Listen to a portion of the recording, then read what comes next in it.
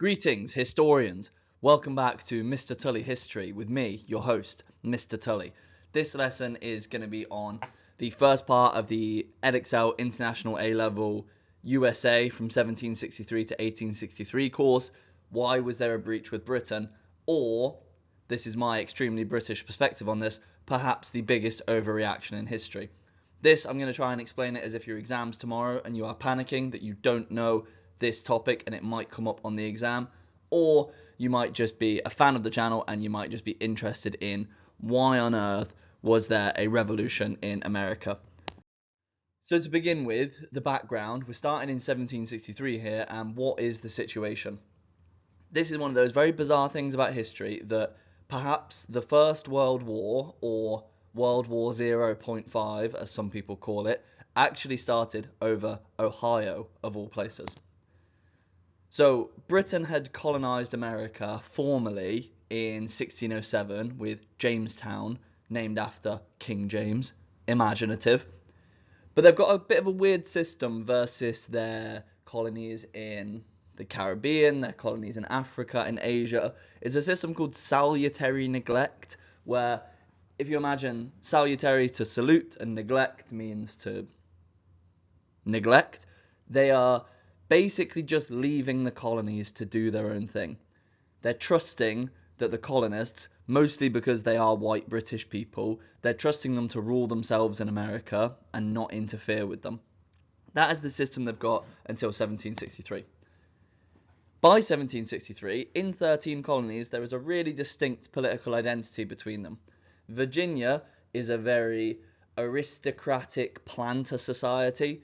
Maryland is a very Catholic society. Pennsylvania, shout out Pennsylvania, they have the Quakers there, shout out Quaker Oats. And South Carolina is the best example of a colony that is wholly dependent on the institution of slavery. 67% of the population there are enslaved Africans. So within these 13 colonies, they are really, really different. Then there is the 7 Years' War, which hilariously was not 7 years, between Britain and France. As a result of this war, which Britain wins, France gives up a lot of its claim to the Ohio River Valley, and the quote-unquote French threat is gone from North America. This is great for everyone. But then there is something called the Pontiac Rebellion in 1763. This takes place in North America, a huge massacre perpetrated by Native Americans against British settlers. This makes people in Parliament in London think maybe the British troops who we put here during the 7 Years' War, maybe they should stay to look after the settlers.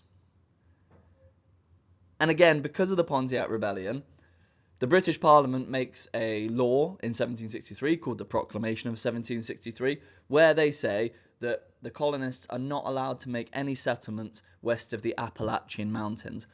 The Americans are kind of thinking, hey, we just won that territory, why are we not allowed to go live there? The British perspective is, let's not bother the natives, bother being a massive understatement for ethnic cleansing and genocide. Let's not bother the natives any more than we already have. Let's just stay where we are on the East Coast and not settle that land. Britain is in an unbelievable amount of debt because of the 7 Years' War. To put it in perspective, the interest on Britain's debt is £4.4 million a year. That is 1763 money. The British state makes £8 million a year, and the interest on their debt is 50% of their national income. If I was good at maths, I'd tell you what that is today, but I'm not, so I'm not going to. And then George Grenville, the Prime Minister of Great Britain, has a great idea. We're broke, we've just fought a war to protect these people, let's tax the colonists. They are the least taxed people in the empire. They pay 1/10 the tax that people in Britain pay. They call themselves British. Benjamin Franklin famously says, "We are the Britons," when he's fighting in the 7 Years' War. I'm sure, Mr. George Grenville thought, the colonists will have a completely normal and reasonable reaction to us upping their taxes very slightly. So Britain attempts to reassert its control of the colonies. Remember, it is technically in charge of the colonies, but the salutary neglect system has meant that they have just been left to rule themselves. So what they do in 1764, a year after the 7 Years' War ends, is they pass the Sugar Act. The compromise here is that they reduce the tax on sugar, but they actually start to collect it. Before, like I said, salutary neglect, they haven't really bothered to collect taxes from the colonists. So they say, we are going to start to enforce them now, but as a compromise, we will reduce it. This really affects some Americans because they have to buy their sugar now directly from Britain rather than from the really cheap Caribbean sugar plantations. This really is not that deep. It is a drop in the ocean.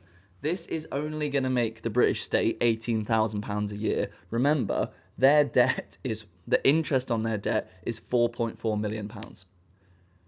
But interestingly, 9 of the 13 colonies, the first time they've ever met, say that this is an abuse of power.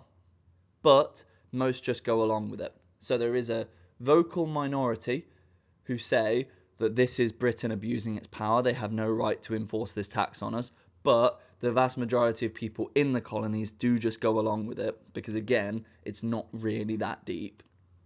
Because most people in the colonies go along with it, the British government starts to feel a bit confident to pass something called the Stamp Act, which adds a small duty, a small tax on government documents like letters, marriage licenses, playing cards is the example everyone always uses.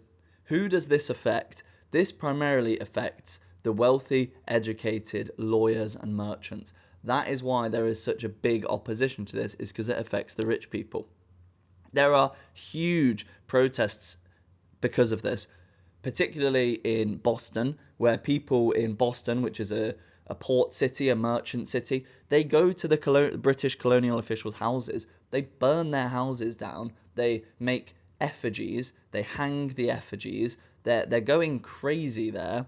There is also a group called the Sons of Liberty who form because of this, and they are, rich, bored, effectively professional revolutionaries who are agitating, talking about Britain abusing its power, blah, blah, blah. Britain actually then repeals the Stamp Act. They do this because people in Britain say, well, we're not making that much money from this anyway. The colonists have not reacted very well to it. Let's just leave it because it's more hassle than it's worth. I said that too quickly. So American colonists basically say for the first time, you have no authority here, and Britain listened to them. This is probably not a good idea for the British Parliament to have done this, because what they've done is they have set a precedent that if the American colonists stamp their feet, make a lot of noise, and start burning houses down, they'll give in to them. Any teacher will tell you, if you give in to the kids who raise their voice, all that's going to happen is they're going to do it again. But then, even though they repeal the Stamp Act, Britain then passes something called the Declaratory Act, where they say that Parliament has full authority to bind the colonies and people of America in all cases whatsoever. Hopefully you're kind of scratching your head there, because Britain has said, we can do whatever we want to you. America has said, no, you can't. Britain has said, yeah, fine, well, we'll get rid of that law then. And then Britain has said, well, no, actually, we can do whatever we want to you. So why have they done this? They've basically done this to try and save face and make it look like they haven't just given in to the strop that the colonists have thrown. Now, I think this makes sense. If you've seen this video of this kid in America playing tug of war, and his team starts to lose, so he just lets go of the rope and just stands there all nonchalant with his hands in his pockets. The reason I've put this here is because Britain tries to make out that they repeal these acts because they wanted to, not because America forced them into doing it. That's kind of the thing that this boy did playing tug of war. Maybe that makes sense. Maybe it doesn't. Maybe you're not even still watching. Hello? The Void? Are you there? So the British attempt to reassert their control. They pass something called the Townsend Duties, where they put a little bit of extra tax on goods like glass, like cloth, and dun dun dun, they also put it on tea. This is all part of the broader system of what's called mercantilism, where America produces resources, those resources are then taken to Britain, Britain then makes them into things and then sells them back to America. You can understand why that's a little bit exploitative. America grows cotton, enslaved people pick cotton, cotton sent to Britain, Britain make clothes, Americans then have to buy that clothes with the cotton that was grown in America. But these are very small duties, and again, they're not really that deep. This one, fair enough, I'll give it to them. The New York Restraining Act says that British soldiers must be granted what's called quarter. Quarter is a British soldier or any soldier turns up to your house and says, I'm sleeping here tonight, you have to let them because they are there to protect you. Fair enough. New York says we don't want to just let random soldiers sleep in our houses whenever they want to. You can see how some people would abuse that. But Parliament insists that they have a right to, which, I mean technically they do. This then leads to big discussions amongst the educated people in the colonies. They start to say, can Parliament tax us considering we don't have a seat in Parliament? Englishmen and the rights of Englishmen are really important. We pay taxes to the government because we are represented in the government. Americans start to think, well, we're not represented in the government, so why should we pay towards it? So there is widespread boycotts of the Townsend duties. It becomes a very patriotic thing for American people to make their own clothes. This is also kind of where the general American hostility towards tea comes from. This is when Americans also I was going to say stop playing cricket, but I think that's much later. So there is big boycotts. There is way more unrest in Boston. This culminates in the Boston Massacre, which giant crowd in Boston, a couple of British soldiers, people in the crowd start throwing stuff at them, snowballs, oyster shells, etc. British troops then shoot. They kill 5 unarmed people. That's awful. What kind of makes it even worse is that they then get away with it. They get done for manslaughter because apparently they were provoked. You can sort of see how they were provoked, but also they've shot 5 unarmed people. They shouldn't just get away with that. And after this, Parliament again repeals the Townsend duties. Why have they done that? Well, they've done that because people in Britain are saying, guys, we're not making that much money from this. This is just so much hassle. Britain is making stupid money from India, stupid money from the Caribbean.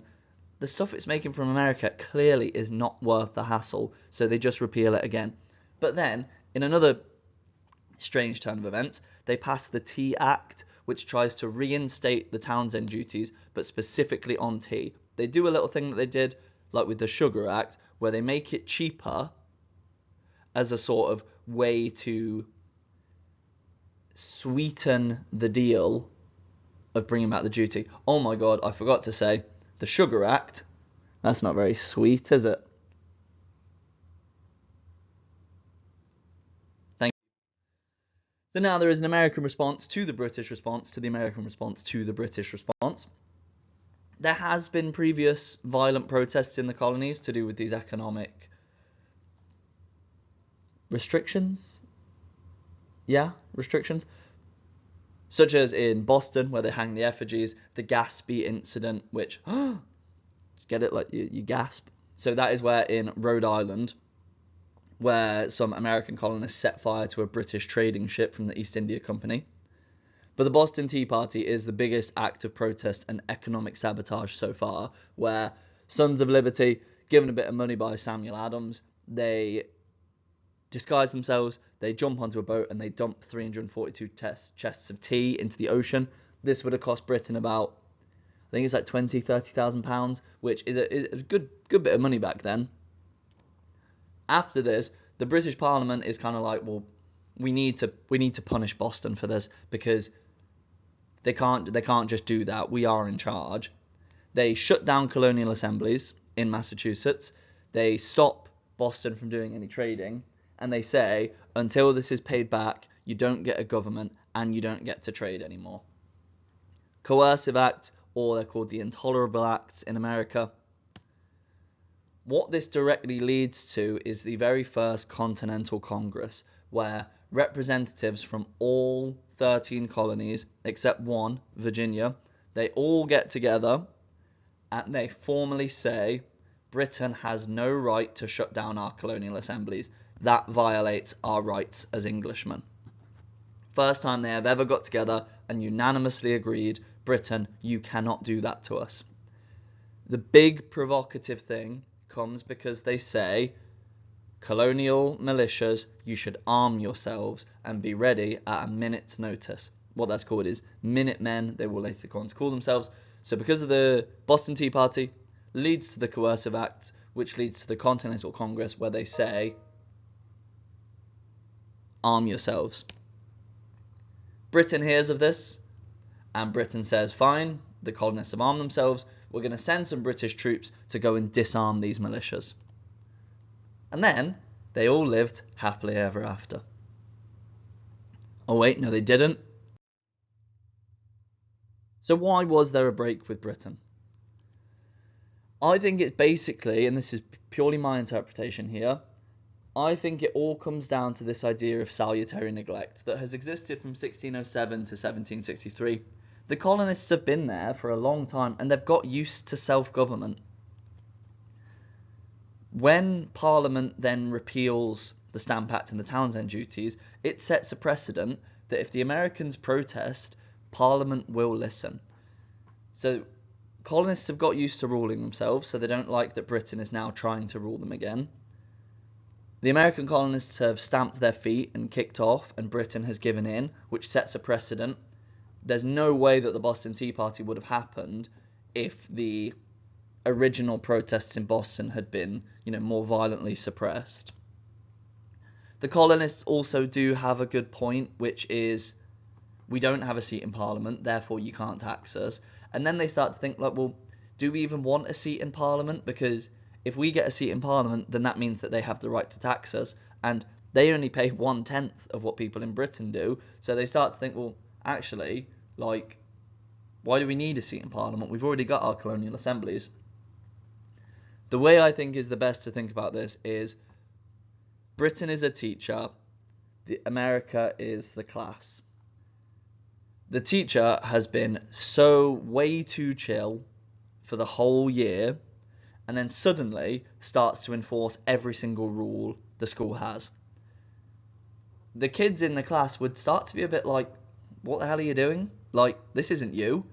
You've been letting us get away with everything the whole time, and all of a sudden you're strict. We're not going to exactly just go, oh, okay, fair enough, yeah. They're going to respond badly to that. That is basically what happens with Britain and the American colonies. Britain has been letting them do whatever they want for 170 years. Britain then says, no, actually we're in charge and we've been in charge this whole time. And the colonists don't respond well. Thank you for watching. Smash the like button. Please subscribe to the channel. Keep on historying, and I'll see you in the next one.